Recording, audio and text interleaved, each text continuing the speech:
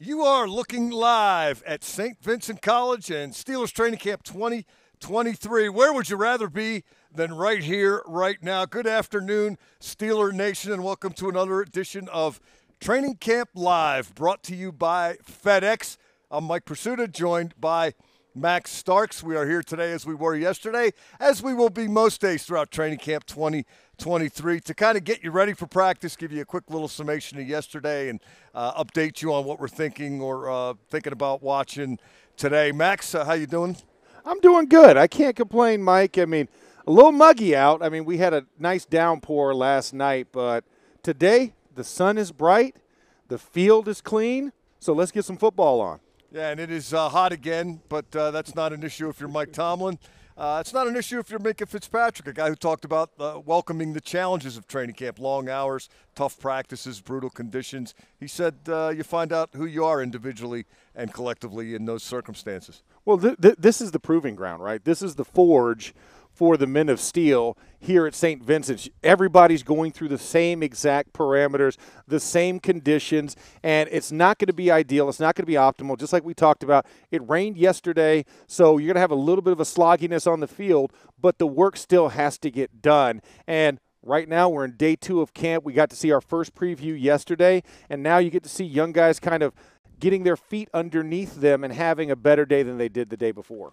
We also got to see everybody out there participating yesterday, and that included Allen Robinson, Robinson, wide receiver, who opened the first practice as the number 1 slot receiver, and Cole Holcomb, who opens up as one of the inside linebackers and the presumed 3-down green dot guy. Both of those guys were limited in OTAs coming off injuries as they were, but both of them avoided the pup and hit the field with hit the ground running, you might say, yesterday. I like where I'm at. Again, I'm not exactly where I want to be at or satisfied where I'm at, but again, being able to improve each and every day, that's what I'm planning to do, and I've been able to see that, over the past 6 weeks and even the 6 weeks before that, so I'm going to continue to do that. It's kind of 2 parts to an injury. One is, being healed, and then one is, getting back to yourself, and that's being able to get reps, at certain things, being able to get, and then also evaluate yourself, in those reps to figure out, like I said before, what you need to get better, whether that's repetition that needs to improve that, if that's stuff in the weight room that needs to complement that, or how you go about those things to get better. Yeah, no, it's full go, full crank. Let's get rolling. And were you the first guy out there yesterday? One of them. By design, or? Just, like I said, I was excited to get out there, bro. Give me a recap of day 1. How'd it go? How'd it feel? Felt good. Getting back in the swing of things. It's been a while since I played some ball, so it felt awesome to get back out there and be playing ball again. Yeah, both of those guys wanted to do more than they did during OTAs, Max, but you got to be prudent. You got to be smart. They're not needed for OTAs. They're needed in September. Well, and let's just face it, it's practice, and these guys are veterans. They're pros, so it's not like they don't know how to read a playbook. They don't know what the tempo is getting ready for a game. So you'd rather be cautious, and it's running around anyways. I mean, they're going to do that out here at camp today as they acclimate to get ready for pads next week. So is there truly a rush? But it's good to have nobody on that PUP list, to be a clean bill of health essentially for everybody that's out there on the field. Yeah, and just one player yesterday had a little bit of an issue in the afternoon. That was one of the tight ends, Rodney Williams, who was a first-year pro from Tennessee Martin. He had some heat-related issues. That can happen out here, even when you're in good shape. When it's as hot as it is right now, there is a limit, isn't there? Oh, there is a limit, and no matter how much you train, how much you practice, the anxiety level, the intensity that is practice is always going to push you a little bit harder than your off-season conditioning. And even for us up here, we're sweating right now. I don't know why we're all black, by the way, knowing that it's going to be muggy out. But, the heat. Gray. See, you wear gray. I mean, it's nice. It's a nice look. That's smart. But, the heat, the cramps, you have to hydrate. You've got to – there's way too much stuff around here to help guys get hydrated properly. There's the salt packets, there's the electrolyte-infused drinks, there's Gatorade, and when you're at lunch or breakfast, you can extra salt your food just to make sure you're prepared for what it is. So hopefully Rodney Williams gets that under control. Allen Robinson also talked a little bit today about mentorship. He's one of those rarities in the NFL. This is his 10th NFL season, first with the Steelers, but he's been around the block many times. You get to double digits in your career under that experience line. You've accomplished something. And one of the things Allen Robinson is trying to handle in this camp is to do what he can to mentor now second-year wide receiver George Pickens. As much knowledge as I can give, across the board, that's on the field, off the field, just talking to guys. That's, across the board, not just receivers, that's skill position, O-lineman. By having a vet and having some experience, about being a vet and having some experience, you're able to give a lot of knowledge to younger guys. I mean, I know in the locker room I'm with some tough guys. I'm with Minka, GP, TJ, and all those guys. So I feel like that was just for a good reason, just to learn off them, bounce off ideas. After a long day of practice or a bad day of practice, they're probably there to pick me up, and I'm looking forward to those type of conversations. Yeah, you saw Joey Porter Jr. at the end of that. He's on the receiving end as well. It's something that always has struck me about this organization and this team, Max. That is kind of the expectation. And even guys who, hey, I might be training the guy who takes my job, the veterans are seemingly always forthcoming, or in the vast majority of cases, to help the rookies as much as they can. Well, you have to be prepared, Mike. I mean, you have to make sure that you're giving the guys the best opportunity to be successful. One of the things that I prided myself on when I was playing was that every rookie class, especially young tackles coming in, I was like, hey, man, you need anything, make sure, sit next to me in meetings. If you need to ask a question, come ask me so that we don't have to deal with this in meetings where you get called out, you're embarrassed. I was like, let's handle this and let's head this off at the pass. And I think every veteran that comes to the Steelers from another team also understands that. I think it's implicitly, stated that, hey, if you're going to come here, use your knowledge, use your experience to help these young guys. A Patrick Peterson, why do you bring a Patrick Peterson in? You have a young secondary. He needs to be vocal with them, and he has been vocal with them. Then Allen Robinson, you have a very young room. And, in fact, Allen Robinson and George Pickens are rooming together. So that should tell you exactly how much of an influence they really want to have on him. Isaac Suamalu is rooming with Broderick Jones. They want to make sure that they're imparting it and creating a holistic environment, because you never know when that young guy's going to have to step in. You might be competing for a job, but at the end of the day, you're going to potentially be teammates, and you're going to have to lean on each other at certain points, so why not be helpful? Is there a better example? There are many examples of that in Steelers history, too many to mention, but is there a better one than Mike Logan and Troy Polamalu? Yeah.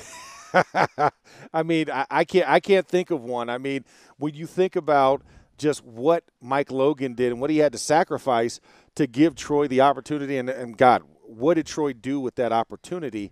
I think that was a key one. But another one I'll go, Hines Ward on Antonio Brown. No matter how it ended, but the beginning and the basis of what we knew about AB and what he became here in his prime years, that's another one that kind of sticks out, just like the Mike Logan, Troy Polamalu one. It's funny you mentioned that, because, or it's a coincidence you mentioned that, because Cam Hayward brought that up yesterday. He was asked about leadership and how he goes about doing it. And Cam had a really interesting take on it, one that I hadn't heard before. Some guys are lead by example guys. Just follow me, do what I do. Some guys are a little more vocal, a little fiery. Cam said his method is to ask questions in the meeting. Even if he knows it, he asks a question of the coach so that everybody has to hear the answer, even the guys who actually don't know it, but they're afraid to ask the question, or they're not asking the question for whatever reason. Cam told a couple people yesterday that the defensive line coach, Carl Dunbar, gets annoyed with him sometimes because he asks so many questions, and he's a 13-year guy. Yeah. Well, and that's what you kind of have to do. You read the room, you figure out, how guys learn or how guys figure things out, and you can tell when guys are nervous, when guys are just scared to raise my hand real fast. And Cam takes it out. You think as a young guy I'm supposed to know this, I better not reveal that I don't? Yeah, I think it's a pride thing. I think it comes down to pride, and also, if you're, like you said, the coach is like annoyed me asking with the for vet. Directions before GPS. Yeah, just exactly. Refusing to do it. Stopping at every gas station, and saying, "Hey, how do I get here?" Well, it's right down the street. Okay, I trust you. Let me go to the next spot. So you got to have that same type of vigor, and it's tough. It's tough when you're new to the room and you got a veteran room. When you look in the defensive line room, I mean, there's Larry Ogunjobi, there's Cam Hayward, right? There's Montravius Adams. There's a lot of older guys in this room that have played, and then you come in as the rookie or the young guy, and it's like, man, I don't want to say anything. I don't want to draw attention to myself. But Cam understands that, and he sees that, and he's like, I'm going to ask the question that everybody might be thinking in this room. And that's also the pulse of good leadership, knowing how your room is, knowing how your side of the ball is, and being able to put yourself out there because you know you have the credibility and the cachet to do so. We also heard a little bit about leadership from your cohort, Craig Wolfley, on the wrap-up show yesterday. We interviewed Patrick Peterson because, you know, welcome to Pittsburgh. I mean, Exactly. he's loquacious. He's going to play a key role. Why not start with him? And Wolf asked him about mentoring the likes of a Joey Porter Jr. or a Corey Trice Jr., and Peterson said it's easy because those two kids along compared with himself, they're all basically the same body type. They all like to play press. They're all pretty fast, very similar attributes. So as Peterson assessed it, all he has to do is give them a couple nuggets here and there and make sure they're inching in the right direction. He doesn't have to try to do too much and reinvent the way they play. Well, and I think also for a guy like Patrick Peterson, it comes across as like this is a guy I grew up watching. Like Pat's done everything in this league when you're talking about for his position because he's been a nickel guy. He's been the press corner guy. He's been a return specialist. He's been a wide receiver even, heck. So he's done it all, and he's seen the best. He's played the best in his career. I was talking about it on our show earlier today on our radio show, and we were talking about Patrick Peterson has seen Randy Moss. He's seen Julio Jones. He's seen DeAndre Hopkins. He's seen Antonio Brown. He's seen the very best receivers over the last decade and a half of his career. So he has a specific knowledge base. And so when Patrick Peterson tells you, hey, you might not want to square up your shoulders when you get to the top of the route, kind of force the guy in, you're going to listen if you're Joey Porter Jr. You're going to listen if you're Trice. So I think that's where it becomes very good to have the veteran leadership at specific points on this team because they can now be the player coach. They're the additional voice that corroborates what the coach might be saying in the meetings or on the sideline. They can go out and physically show you how it's supposed to be done, and they can talk you through it because they speak the same language as you. You mentioned that's kind of implied when you come to the Steelers. You were on both sides of that. You were the young guy needing it coming in, and you were the more experienced guy. Notice I didn't say older. I said the more experienced exactly. guy. Experience, I appreciate that. On the way out, did anyone ever mention to you, hey, you might want to help this guy, or did you just figure that out? So only one time did I get asked to actually physically do it was with Jonathan Scott.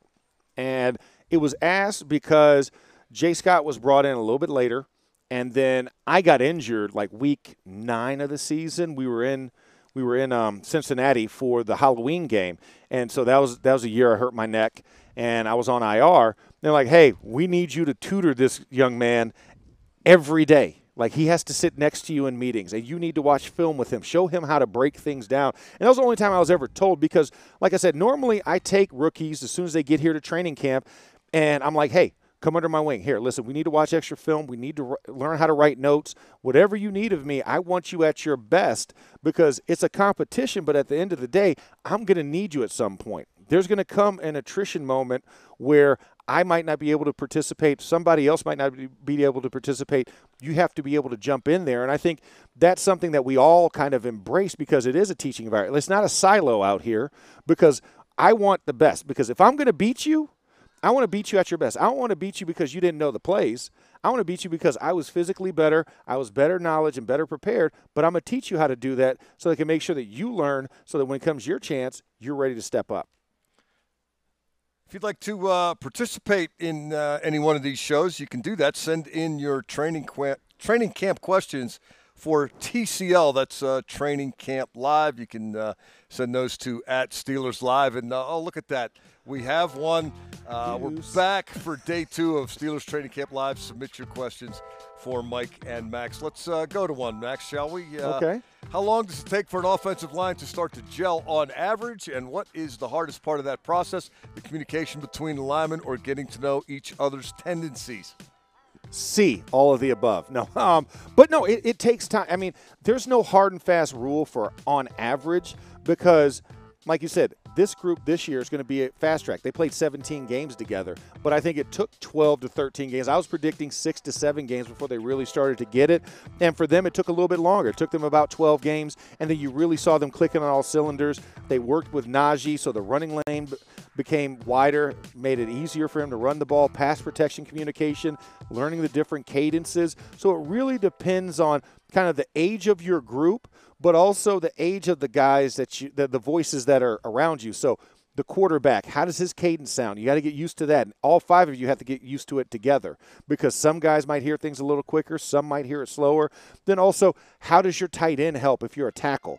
All of those things kind of play a role. So, I mean, it's no hard and fast rule, but it does take a couple of months. It's not going to be an easy one where you could just plug and play like a lot of other positions. Does it take longer if a rookie such as number 77, Broderick Jones, ends up starting, or would that development be somewhat eased or assuaged by a veteran of Isaac Seumalo's years playing next to him?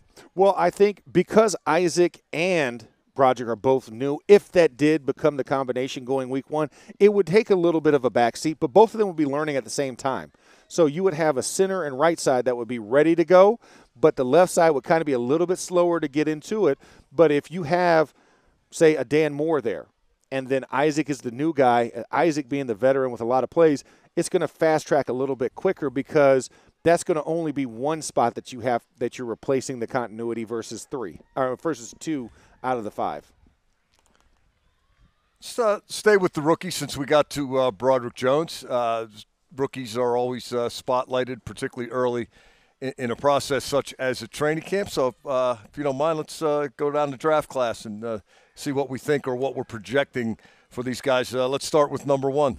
All right, first overall draft pick, Broderick Jones out of the University of Georgia. I think with Broderick, what I saw for the first glance looking at him is that you see a guy who is a big, powerful lower body guy, but he can glide. I mean, as we see him gliding through on the side-by-side drills. Is this scripted or what? Yeah, he's leading the charge. In fact, look at him glide. He's faster than Mitch Trubisky. What are we talking about here? Karaoke smooth, but I think one of the biggest things is get better every day, right? I like what he's shown. I like his footwork. He's very light on his feet. But it's going to really be when you get pads on it, you actually start to see the wide 9 bull rush. I didn't see that in college because I scouted a lot of his games. I called a couple of his games last season, and everything was a tight 5. And he mastered that because he had a very strong lower body trunk that he can brace. But when you get in space and then you have to regather, that's where it's going to be a little bit more of a challenge for him. Are we seeing more wide 9 on Sundays? We are. We are starting to see that now where guys because of the line up. success Philadelphia's had with it? And yeah, well, Philadelphia, and then you also notice, like, the way T.J. Watt rushes. Like, T.J. gets in that low sprinter kind of crouching tiger type of position, and that's always on an angle. His hips and his butt is all out at about a 9, but he's angled in probably closer to a 6 technique.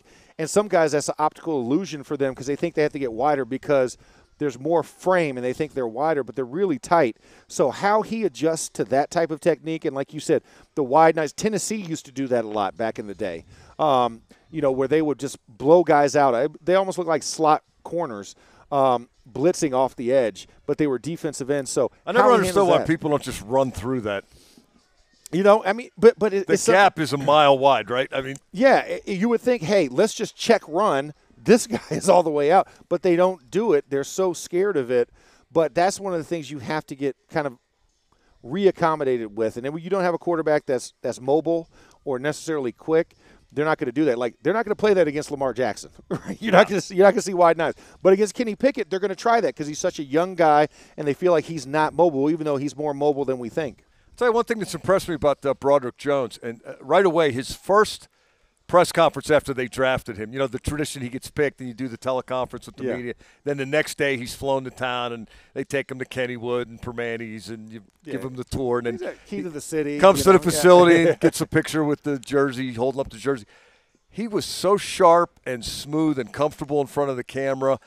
For a young guy, he speaks with such a perspective on life. It's really impressive.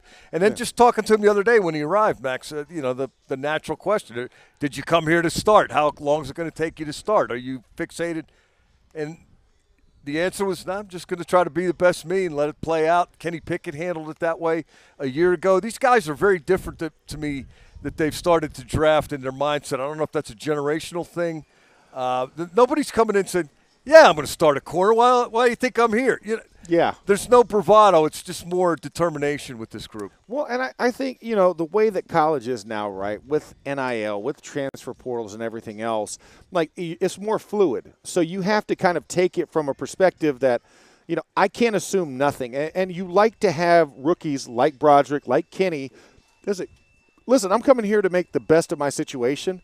I know what the expectation is, but I also know that I'm coming to fit into a team. I'm not coming to reinvent the team. I'm just one piece, 1/11th of this squad. So however they see it, I'm put my best foot forward and let the chips fall where they may. And I think for him that's a prudent approach because you could throw him out there too soon and he could be not prepared. I mean, we saw Dan Moore kind of go trial by fire his rookie year and then got better over time. Or you can go like a guy I know very well, DJ Humphries, fellow Gator, who sat for an entire year as a first-round draft pick and then Gators. now has been a Pro Bowler. Thank you. I won't say it often, but I'll say it for you. I'm also getting a whiff from these guys of just a vibe that, hey, it's always worked out for me. That's why I'm in the position I'm in, and it's going to eventually, so I'll be ready when it does. There's not any uncertainty about where the eventual destination is. It's just a question of how long it takes to get there. Well, play one, game one versus, maybe I need to go in game 5, play 27. After the bye week or whatever. Yeah, I'm still going to have my career at the end of the day, and I plan on playing for years, not just necessarily being in a microwave. I'll take the oven approach. Preheat it, let it get warm, and then throw the food in. Another guy in that position, Joey Porter Jr., same type of deal. There seems to be a door or an opportunity at cornerback, but he is not fixated on making sure he's playing against the 49ers as a starting cornerback. He's just kind of taking it as it comes and being very patient, even going back to last year, Max, when he stayed at Penn State rather than come out. And I think that was beneficial for him. And he's got that approach of I'm just going to do my thing, and then when they tell me to go, I'll go. Well, and that's also the benefit of having a dad, right, that's been in the league, that's been in this position, and understanding what the process is. And for PZ Jr., right, he's been a ball boy. He's been a kid in the locker room, so he's gotten a firsthand approach on what it really looks like to be in the NFL. So he has insider knowledge, so he knows there's no rush because he's seen guys grow into positions and guys get thrust into the position, and you can either burn out or you can thrive over time. And I think having that type of perspective makes it a lot easier. And I'm sure his dad probably took a lot of pressure off of him saying, hey, all you have to do is just go and compete. Just show up every day, and it's going to be a difference. Your merit will be based over time, not off of one moment, one day, one play. It's accumulation and a culmination of all the work that you've put in during camp. He is mild-mannered compared to the old man. Oh, absolutely. They are That's night more and day. Christy than Joey. I like that. Yeah. I'm going to make a bold prediction on Joey Porter Jr. If the Steelers ever make it to a Super Bowl while he's playing, he is not going to call out the other team's tight end as soft during the week leading up to the game. He's just going to play football. No, absolutely. He's not going to call out the star wide receiver and talk about something. Nor do I think he's going to also come out in pregame warm-ups with his jersey rolled half up and greased down with Hawaiian tropic lotion, because that was Joey's intimidation factor.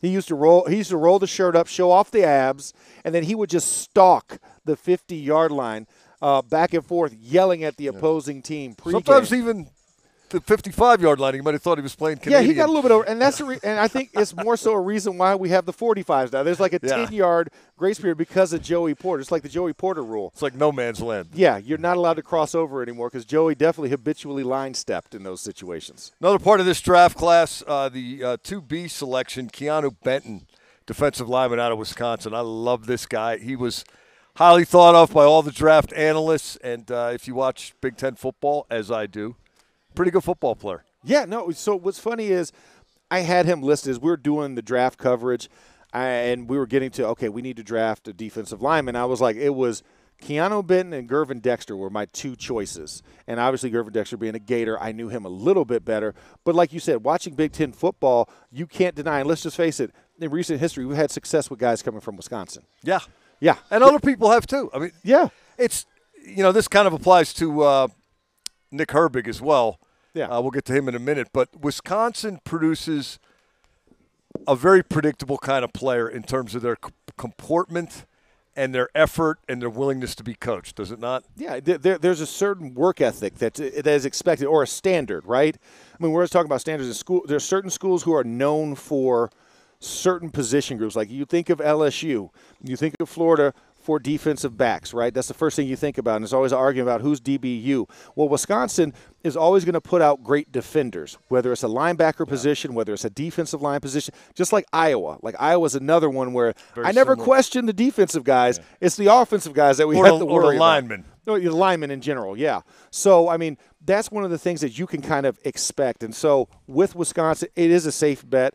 And he's a guy who's a big frame guy, going to be expected to contribute early. And there's an opportunity for him to start in this league. He's one of the, new wave kind of football player looking guy. Like, not I don't know how long this trend's been going on, but for a while now I've noticed that every year, I mean, these guys, no matter how big they are, Benton, they list him at 309. I mean, does that look like a 300-pound 9 guy to you? No, I mean, and dare I say it, there's a slight semblance of an hourglass. Listen, it's relative, yeah, but he has 300-pounders look like they're in shape now. Yeah, I mean, he looks like he has a figure like big chest, big hip girdle, but he's not fat around the waist area. I mean, and that's kind of what we're expecting, because when you think about teams having to go more 11 personnel, which is 3 wide receivers, that puts you into sub-defensive personnel, and long gone are the days of the Casey Hamptons, right, where you need that big bolstering nose tackle. You need to have a guy who's flexible, that if they jump out and spread, that guy can move, and he can also penetrate and pass rush. So that's how they're building guys down. And like you said, 309 does not look like traditional 309. It looks, I mean, he looks like about a 285, 290 guy. Which is a significant difference. I mean, it doesn't sound like much, but I really like Keanu Benton. I know a lot of people did. And he's another small-town guy, likes to go fishing. Yeah. Very unpretentious, very self-assured, but not a promoter of himself. Blue-collar guy. Yeah. He's a blue-collar guy. There you go. He's not uptown, he's downtown, Let's keep working our way down the draft board. The tight end out of Georgia, fascinating study. Darnell Washington, Max, I think, is going to be a better offensive player in the NFL than he was at Georgia. Yes, I believe that as well. Darnell Washington presents a very different type of player. Like, right here, you can't tell his size, right? But he's also blocking with an offensive lineman. And he's about 2 cheeseburgers away from being considered an offensive lineman by accident when he doesn't have a jersey on, because he's 288 pounds at 6'7". That is a humongous human being at that position. And, what I love about Darnell, he gives you position flexibility, because he can be in line and he can block on the line of scrimmage. He can hold a defensive end by himself, which I saw him do with Broderick Jones at Georgia. But then he's a guy who can run, a streak route down the middle of the field, and people have to pay attention to him. Like, people are magnetized when he moves, and he runs a 4.6 at 288.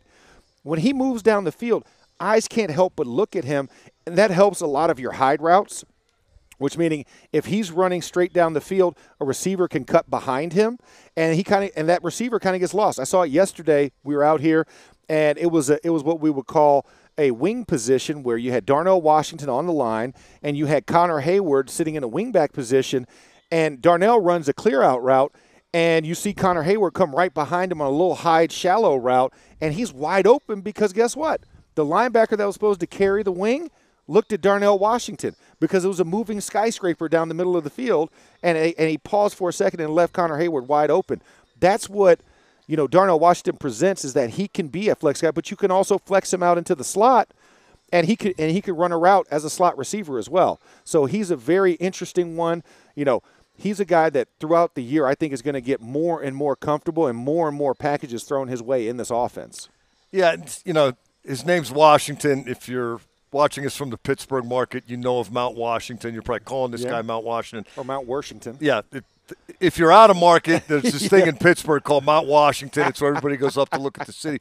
But to me, it's a misnomer or a misnickname, because it's not the size that makes him stand out. It's the athleticism at that size. Zach Gentry, an incumbent tight end on the Steelers, is actually a little bit taller at 6'8" to Washington's 6'7", and he's a pound heavier. But Gentry does not have the athleticism that Darnell Washington has. Few people do at that size. So it's more about what what he can do at that size than just the actual size. Yeah, it's not just having it; it's knowing what to do with it. And Darnell Washington, like you said, at University of Georgia, it was him and Brock Bowers were the two tight ends, and everybody paid attention to Brock Bowers because he was this fast guy that was in the slot, almost think a la Aaron Hernandez type. But Darnell Washington was getting all the attention because he was bigger. Yeah. And it's like, man, I got to put more guys over on this side because he's like an extra tackle. And then you realize the guy's too slow, and he would get hit plays over the top, and he was easily out-jumping guys because he had the athleticism. But Darnell Washington was just as big a part of that Georgia offense as Brock Bowers was. They also had some guys at running back and some guys at wide receiver that were some elite guys on athletes. Defense and on and on. You're going to hear a lot about Bowers next spring, by the way. Oh, by the way, yeah, absolutely. I mean, that's your Mackey Award winner, preseason, right? Yeah. And maybe some more stuff after that. Now let's get to Nick Herbig, brother of Nate Herbig, fourth rounder out of Wisconsin. And did you see him flying around out there off the edge? I know the pads weren't on, but he had a couple would-have-been sacks. Yeah, I mean, in team play. He was with the second unit yesterday. He was working over the right offensive side.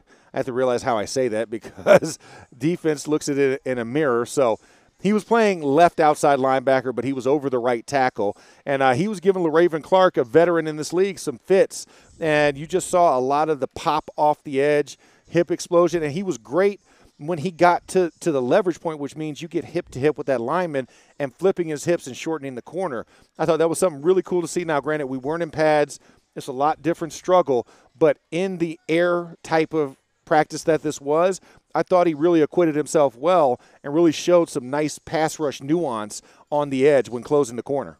You know, he mentioned right after he was drafted that he had been corresponding with T.J. Watt for a while through social media. And I'm not a social media guy, but imagine when you were at Florida, who was the best left tackle in the league? Oh, Willie Rofe and Orlando Pace and Jonathan Imagine Ogden. if you're talking to these guys and they're sending you tape and working on techniques. I talked to T.J. Watt about the relationship in the spring, and he couldn't remember if it started because Nick's brother Nate was already in the league and he knew the name, or because they're both Wisconsin guys. I was about to say Wisconsin guys. That network's small. But, yeah, and tight. Yeah. But imagine the advantage of just being able to work stuff out with the reigning NFL Defensive Player of the Year. I expect contribution from this guy. You have to, and I think, like we talked about, there's a certain pedigree and expectation that come with a lot of schools. And when you're already in T.J. Watt's back pocket and you're picking his brain before you even get here, that's just a huge advantage. And the Watt brothers in general, have a success. They know how to play defense in the NFL, and they've done it at a high level, and they both have had their MVP. So when you look at just how they are, that's a special advantage. And I think Nick Herbig, kind of showed himself well early on, but I think that's going to benefit him well as we get into pads, as we get deeper into camp, that you already have a rapport with a guy like T.J. Watt. Corey Trice, the other big long corner, along with Joey Porter Jr., Corey Trice Jr. out of Purdue. But a lot of people wouldn't know that Purdue made the Big Ten championship game last year. Yeah, I knew it because I'm a broadcaster, but I wouldn't have believed it if you told me at face value. Excels at press coverage. He's got the physical skill set. We'll see how quickly he can. He's got tarantula arms, too. Apply it. And last but not least, Spencer Anderson, offensive lineman out of Maryland. Max, all I know about Spencer Anderson is he's purportedly versatile, and I've heard it said of him, when everybody's playing checkers, he's playing chess. Yeah. Yeah, well, I think – because he does actually excel at chess. Because he does excel at chess, yeah. And that's something that's actually rated versus checkers. Checkers, you sit on a porch outside of the Cracker Barrel. You could play that at any point. But, no, Spencer Anderson, one of the things I really liked about him yesterday, he was working with the third unit at right tackle. He did a lot of good things. He has a lot of leg bend and knee bend to really get down and play. And I know he's going up against LaRaven Clark because it's 2s versus 3s right now in that picture. But – he really, actually, I thought, had a better day than LaRaven Clark for day one. He locked up. Now, granted. Well, Herbig had something to do with that, right? Yeah, I was about to say. Herbig had something to do with that. And then, of course, it was also 2s versus 3s. And we know there's a market drop-off when you get from the second team to the third team. But I think he's earned an extra look, and it'll be interesting to see how he is. And he's a little bit of a nasty guy. I watched his tape coming out. And it wasn't clean. It wasn't great. It wasn't this technical prowess that you saw with Broderick Jones or a Paris Johnson or a Skoronski type of body. But he fought. and he was nasty. He knew he had to do a little extra, so you'd see a little torque, and he'd pancake a guy and lay on top of him. And I think you need to have a little bit of that nasty when you come in, especially when you're fighting from the bottom of the depth chart trying to move up. Since we're talking about rookies, I'm going to give you one more. He wasn't a draft pick, but number 40 in white, fullback out of Iowa in the Big Ten Conference. Yeah. 6'1", 244 pounds, Monty Potbomb. He got some notoriety for his mullet in the springtime, but, an Iowa player like a Wisconsin player. He's tough. He's pretty athletic. He's pretty committed. He's a potential special teams contributor. That's in terms of the undrafted rookies, I have my eye on him. Yeah, core 4 guy, right? You're looking at him to be on both punt return, kickoff return. And, I mean, he's a squatty body, to say the least. I mean, but that you need a guy with the short neck, right, to fill in those type of positions. There he is. Look at him. That's glorious plumage. I'm not going to lie. It does look good, particularly with the gold on the sleeves. Yeah, the gold on the sleeves, gold on the locks. Jerseys. Yeah, he's doing good. But, he's going to have his work cut out for him because, you're going to have to see, can he fill in that type of role, being more of a traditional fullback? And you know that you have Connor Hayward, who moves more as an H-back. And do they even need a traditional fullback? Exactly. Or are you good enough on special teams that they'll just find a spot for you? Yeah. So it'll be very interesting. But, yeah, that's a good UDFA, as we call it, undrafted free agent. I'm going to gravitate to the Big Ten guy. You always do. You always do. That's just like me saying, oh, well, guess what? We signed Duke Dawson. Yeah, a Florida guy. But, no. But, I mean, it's good to have that versatility. When you're in the AFC North, you're right in the heart of Big Ten country. So you're going to see a lot of guys that are more localized. See the hand? Look at the hands. Turns it up the sideline and contributes to the passing game. It was on air. I should hope he would catch that. I would hope that. I'm here to tell what they did. Yeah, I know. You're reporting the news. You're not creating it. That's what the games will be for. Yeah. Max, great chat on the rookie class. If you're not up to speed at this point, it's not our fault. Yeah, we gave it to her. Great job. We will do it again tomorrow. Yeah. And don't forget that after practice today, we will be doing the wrap-up show. That is with Craig Wolfley. And I'll be here for that as well. So tune in if you can. If not, all of this stuff is archived on the Steelers' social media platforms, so you can get to it whenever and however you can at your convenience. Until the oh, wait, I forgot about Yin's chat. Important question. How many members will be inducted into the class of 2023 Hall of Honor? Over, under 3.5? I'm going over. I mean, I would love to say over, but I'm going to go under just to make it a little spicy. I think 3 names get in there. I would love to see more than that. I think I have a good eye on one of those names. I'm not saying it, but I think I know one of them. Yeah, there's many to honor. Yes, a lot. And I think it's going over. Then again, I'm an over guy. It's always more fun to bet the over. It is, because then you're like, I'm right. And then when you're like, well, I'm glad they kept it down. Yeah, well, plus once it's over, it's over. It's over. There it is. Always an over. It ain't over till it's over. He's Max Starks. I'm Mike Prisuta. We're done for now. I'll be back after practice. Catch us then if you can. You have been watching Steelers Training Camp Live 2023. Thanks for tuning in.